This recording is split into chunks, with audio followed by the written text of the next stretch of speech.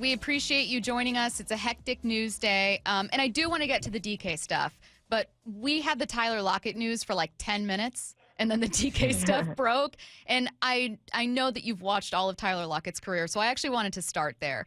You sent a tweet about how cool it was to have watched both Baldwin and Lockett, and that they were arguably the two most underrated receivers of their respective generations. I think you're absolutely right. What do you think kept them underrated? Oh, man. I think draft status is where I would start, especially with Baldwin.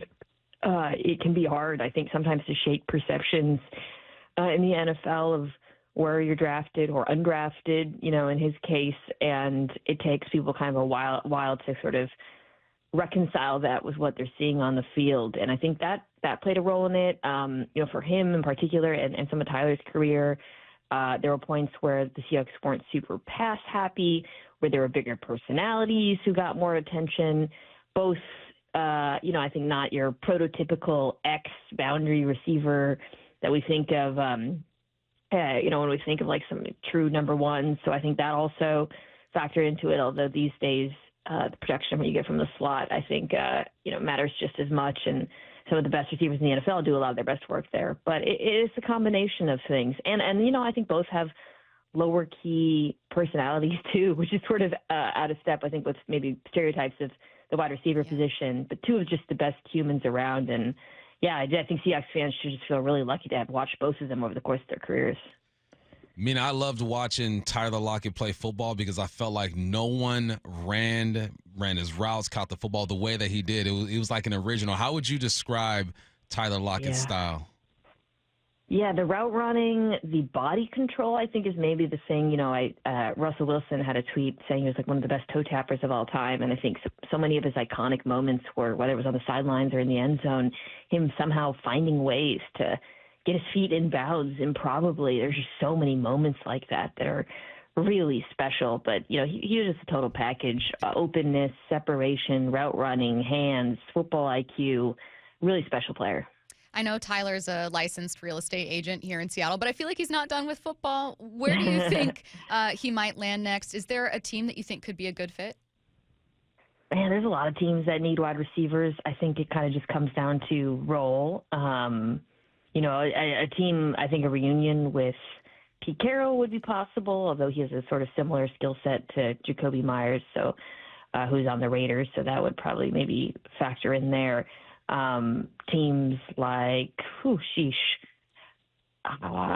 was about to say New England, but I think they might be in the market for like a bigger number one type. Anyone who wants the Steelers are a good team that would come to mind, or you have a boundary guy, but you could use a slot guy. That would be a great destination and possibly a reunion with Russell Wilson. New England might be looking for a bigger receiver, maybe a guy like DK Metcalf. What do you think about that situation? I think it's about money. I said this on Around the Horn, but it really is about dollars, I think, much more than anything else. Metcalf, 1 year left. The way receiver contracts are going, wouldn't be surprised to see him want more than $30 million a year, not the top of the market, the Jeffersons, the Chases of the world, but just below that. And I think the Seahawks probably have some hesitation about giving that to him. Some of that is maybe, perceived inconsistency on his part. A lot of it, and this is what I saw on TV, has to do with the breakout of Jackson Smith-Njigba, who, really became the focal point of the offense in the second half of the season, first-round draft pick. And he was excellent last year. And, I think it's not about we see teams who pay two receivers and Njigba isn't up for a contract anytime soon. But the Seahawks might think, well, maybe that's a position where we don't have to pay top dollar for it because we have this guy on a rookie contract. And if we were able to get some draft capital, maybe you add there in the draft, go a little bit cheaper, and then you can spend some of those resources elsewhere.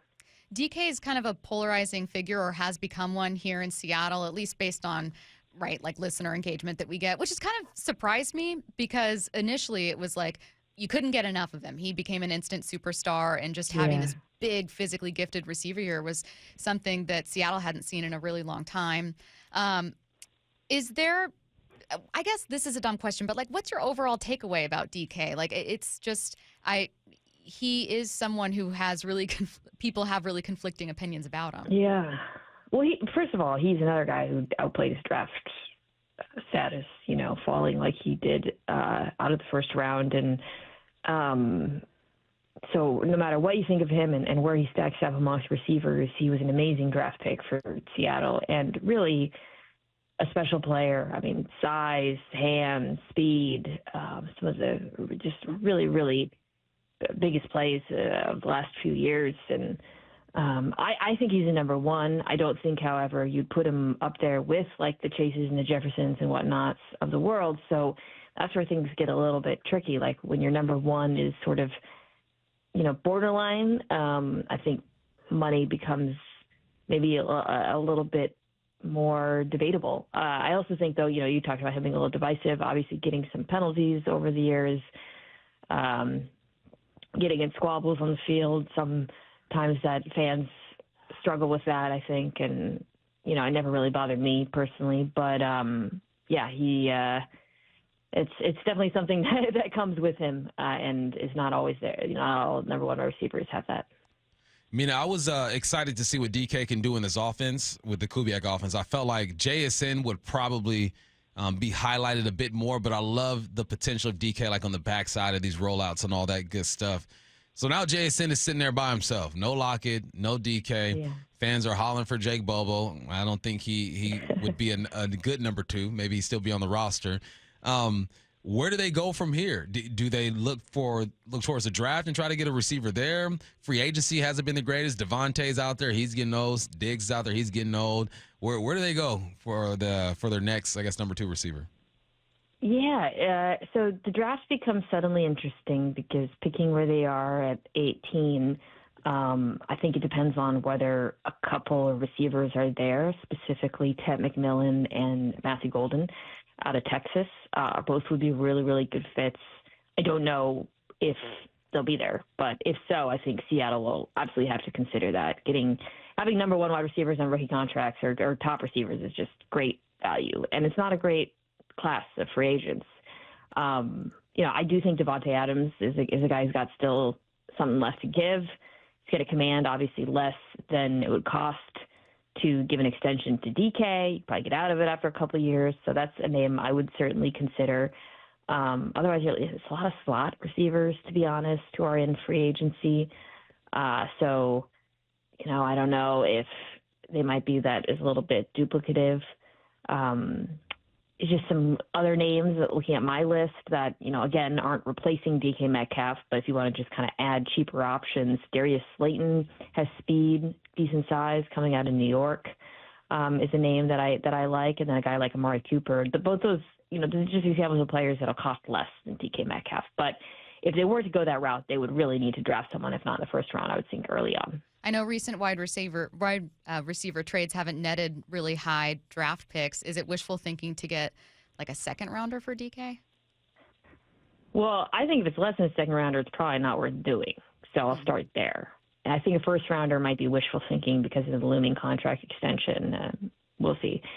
So I do think that's possible. I would also be interested in players. A team that's been mentioned is Green Bay, who they have a bunch of receivers. They don't have a number one, but you might be able to get a decent draft pick and a player, like a Romeo Dobbs or something. So I think that would be an option for them to consider. Hey, Mina, what were your expectations for this team prior to DK requesting a trade, and has it changed after request? And obviously there's some work to be done with this roster, but just your expectations before and after. I think it really depends, not to cop out if actually giving a prediction, but to me, it just really depends on whether or not they can fix this offensive line, and that's, again, suddenly it's like, well, you thought receiver was set, but now it's like, okay, we got to address both receiver and the O-line perhaps. And again, so it comes down to kind of money being cleared up and draft capital. But the interior of the offensive line, if you go into this season with that being fixed, whether it's a combination of veterans, draft picks, we'll see what kind of players they look at, then I think this is a playoff team. If they don't fix it, I don't think it's a playoff team. Yeah.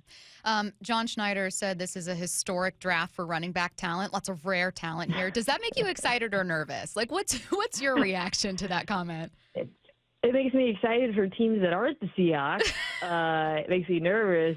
I feel like I joked on social media. I saw that somebody has to restrain Schneider from taking it. It is a really good running back draft. I will say that. And I wouldn't even mind them maybe taking a shot later, but certainly don't want to spend meaningful draft capital there given all the needs on this roster. Challenges for Mike McDonald, right? A lot of changes happened. The offseason, Stacey and I were talking about the offseason last year. You bring in Baker, Dotson, Jenkins. They're all gone. You fire your offensive coordinator, bring in a new guy. Locke is gone. DK wants a trade. I mean, what do you think is going on in the mind of Mike McDonald? And do you feel like he is supported within this organization to help make the best decisions moving forward? I think so. I think, he, from the outside, doesn't strike me as being like super heavily involved in some of the decisions made in personnel and offense. So as a result, he's dependent on those being good decisions.